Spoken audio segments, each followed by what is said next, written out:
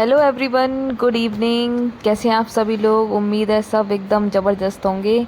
तो अभी अभी सभी को पता चली गया होगा कि यूपी में एलटी ग्रेड की वैकेंसी आ चुकी है। वैसे तो सबको बहुत सालों से इंतज़ार है शिक्षक भर्ती का, और हालांकि ये वो शिक्षक भर्ती तो नहीं है जिसके लिए सब इतना ज़्यादा इंतज़ार कर रहे हैं और इतने ज़्यादा लोग धरना प्रदर्शन कर रहे हैं, परेशान हो रहे हैं कि जल्दी से शिक्षक भर्ती। 69,000 शिक्षक भर्ती के बाद अभी तक कोई भर्ती आई ही नहीं है। लेकिन कुछ ना होने से तो अच्छा है कि कुछ तो आया। यूपी में जो लोग एलटी ग्रेड की वैकेंसी की तैयारी कर रहे थे या जो सोच रहे थे कि ये वैकेंसी आ जाए, तो उन लोगों के लिए तो एक अच्छी अपॉर्चुनिटी है ही है। और जो भी बहनें तैयारी करना चाहती हैं, आओ इसकी डिटेल देख लेते हैं क्या क्या इसमें इस बार मांगा गया है। तो एलटी ग्रेड शिक्षक भर्ती आई हुई है। 7,466 पदों पे ये भर्ती है। तो बहुत से लोग कह रहे हैं कि यार इतनी इतने सालों बाद कंपटीशन हो रहा है और बताओ इतनी कम वैकेंसी आई है। लेकिन अगर एलटी ग्रेड के हिसाब से देखा जाए, क्योंकि उन विद्यालयों में इतनी ही वैकेंसियां निकलती हैं, आप पहले की जो वैकेंसी आ चुकी हैं उनको उठा के देखना, तो पहले भी ऐसी ही वैकेंसी निकली है और उसके हिसाब से ये वैकेंसी सही है अगर उस हिसाब से देखा जाए। बाकी का इतने सालों बाद वैकेंसी आई है तो थोड़ी अच्छी मात्रा में हो सकती थी, लेकिन कोई नहीं। लेकिन जो आया है, तो इसमें जो वैकेंसी जो आई हुई है, इसमें 4860 पद पुरुष के लिए हैं और 2525 पद महिलाओं के लिए रिक्त रखे गए हैं। अब इसमें किस तरीके से इन लोगों ने बांटा है, सब्जेक्ट वाइज बांटा है, किस तरीके से बांटा है, कॉम्बिनेशन ये लोग कैसे बनाएंगे, ये तो इसका जब कंप्लीट नोटिफिकेशन आ जाएगा उसके बाद ही पता चल पाएगा।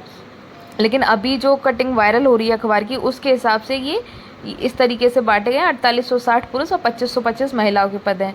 इसमें जो एज मांगी गई है वो 21 से 40 वर्ष तक आप भर सकते हैं। जिनकी एज 21 से लेकर 40 वर्ष तक है वो इसमें फॉर्म अप्लाई कर सकते हैं।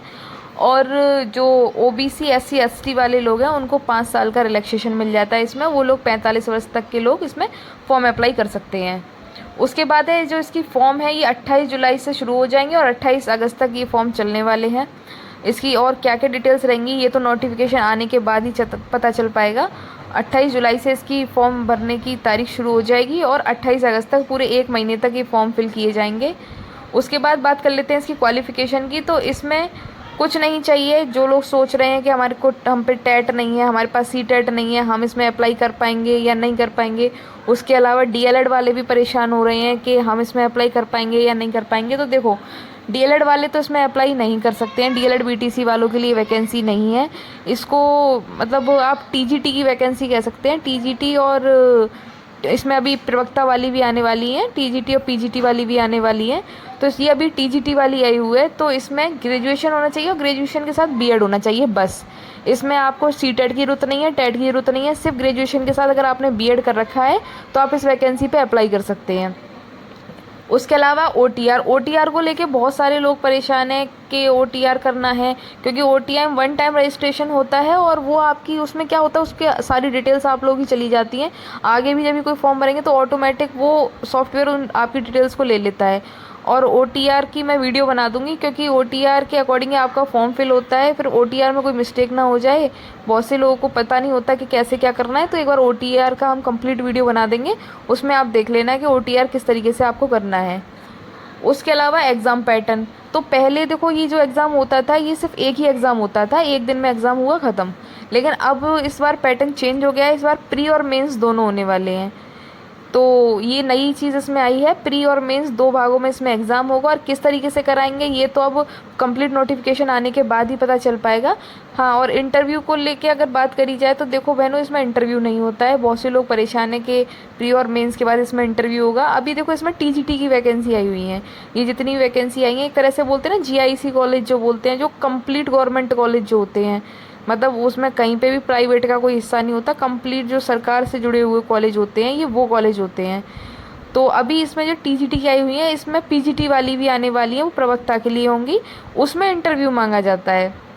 उसमें प्री भी होता है, मेंस भी होता है, उसके अलावा इंटरव्यू भी होता है। लेकिन अभी ये वाली जो आई हुई है इसमें इंटरव्यू नहीं है। इसमें सिर्फ आपका इस बार से ये नया कर दिया है इन लोगों ने कि इस बार से इसमें प्री और मेंस दोनों कर दिए हैं। और अभी तो इसमें ये भी नहीं पता चल पाया है कि सब्जेक्ट वाइज ये किस हिसाब से कॉम्बिनेशन बनाएंगे, क्योंकि इसमें भी सब्जेक्ट के हिसाब से निकलेंगी। टीजीटी की वैकेंसी है तो सब्जेक्ट के हिसाब से मैथ की, इंग्लिश की, हिंदी की, सारे सब्जेक्ट के टीचरों की अलग अलग वैकेंसी निकलेंगी। तो वो तो कब जब इसका कंप्लीट नोटिफिकेशन आ जाएगा ना, उसके बाद ही पता चल पाएगा कि किस तरीके से कॉम्बिनेशन बनाएंगे ये और किस हिसाब से एग्ज़ाम लेंगे। उसके बाद आगे देख लेते हैं इसमें और क्या क्या आया है। ये उत्तर प्रदेश लोक सेवा आयोग की तरफ से ही भर्ती होने वाली है। इसका पीसीएस जो पेपर कराती है, जो आयोग पीसीएस का पेपर कराता है, वही इसका पेपर कराएंगे। तो पेपर अच्छे स्तर का होता है और फिर जीआईसी कॉलेज तो ऑब्वियसली अच्छे ही स्तर का पेपर होगा। तो इसमें देख लेते हैं क्या है। इस परीक्षा का विस्तृत विज्ञापन दिनांक 28/7/2025 के आयोग की वेबसाइट पर, या आयोग की वेबसाइट दी है, इस पर उपलब्ध हो जाएगा, जिसमें ऑनलाइन आवेदन करने की प्रक्रिया, शुल्क जमा करने की प्रक्रिया, परीक्षा योजना एवं पाठ्यक्रम, जाति प्रमाण पत्रों का प्रोफॉर्मा, आरक्षण एवं आयु में छूट के संबंध में निर्धारित महत्वपूर्ण निर्देश आदि उपलब्ध रहेंगे। नंबर 2 पर देखा, अभ्यर्थी विस्तृत विज्ञापन देखने के पश्चात एवं अर्ह होने की स्थिति में ही आवेदन करें। उसके अलावा इसमें रिक्तियों का आगे नीचे विवरण दिया हुआ है। वर्तमान में सहायक अध्यापक प्रशिक्षित स्नातक श्रेणी पुरुष व महिलाएं परीक्षा 2025 के अंतर्गत रिक्तियों का कुल संख्या 7,466 है।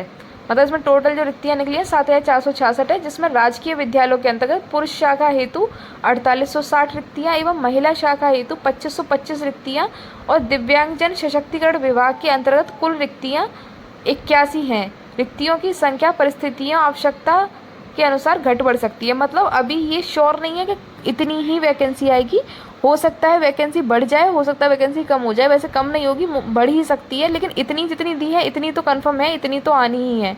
उसके अलावा आगे देख लेते हैं इसमें और क्या क्या मांगा है। इसमें आगे शैक्षिक अर्हता दी है, जैसे कि विस्तृत विज्ञापन के बिंदु 8 शैक्षिक अर्हता में दिया गया है। मतलब अभी इसकी जो शैक्षिक अर्हताएं हैं वो अभी इसमें कंप्लीट नहीं दी गई हैं। वो जब नोटिफिकेशन आ जाएगा ना, उसके बाद ही आपको पता चल पाएगा कि इसमें क्या क्या इसकी अर्हताएं मांगी गई हैं। आयु सीमा का देख लेते हैं। आयु सीमा चयन हेतु अभ्यर्थियों को 1 जुलाई 2025 को 21 वर्ष की आयु आवश्यक पूरी होनी चाहिए। मतलब आपकी 1 जुलाई 2025 तक आपकी एज 21 वर्ष होनी चाहिए और उन्हें 40 वर्ष से अधिक आयु का नहीं होना चाहिए, 40 वर्ष से अधिक नहीं होनी चाहिए। उनका जन्म 2 जुलाई 1985 से पूर्व का हो तथा 1 जुलाई 2004 के बाद का ना हो। मतलब आपकी जो डेट ऑफ बर्थ है वो 2 जुलाई 1985 से पहले की ना हो और 1 जुलाई 2004 के बाद की ना हो। दिव्यांगजन हेतु अधिकतम आयु सीमा में नियम अनुसार छूट सामान्य होगी। उत्तर प्रदेश की विभिन्न श्रेणियों के अभ्यर्थी जिनका विवरण विस्तृत बिंदुओं के बिंदु 5 व 9 में दिया गया है कि अनुसार आरक्षण अधिनियम आयु सीमा में, मतलब इसका मतलब कुल मिला के ये है कि जो ओबीसी, एसटी और जो एससी वर्ग वाले लोग होते हैं उनको 5 साल का इसमें आपको छूट मिल जाएगी। ठीक है। ऑनलाइन आवेदन प्रारंभ करने की तिथि 28/7/2025 है। 28/7 से आपके फॉर्म शुरू हो जाएंगे और ऑनलाइन परीक्षा शुल्क बैंक में जमा करने एवं ऑनलाइन आवेदन स्वीकार करने की किए जाने की अंतिम तिथि 28/8/2025 होगी। मतलब आप 28/8/2025 तक इसका फाइनली ऑनलाइन शुल्क जमा कर सकते हैं। उसके बाद फिर आप इसमें कुछ नहीं कर पाएंगे।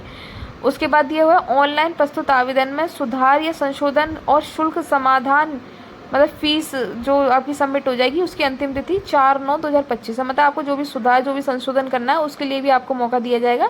4/9/2025 की डेट दे रखी है।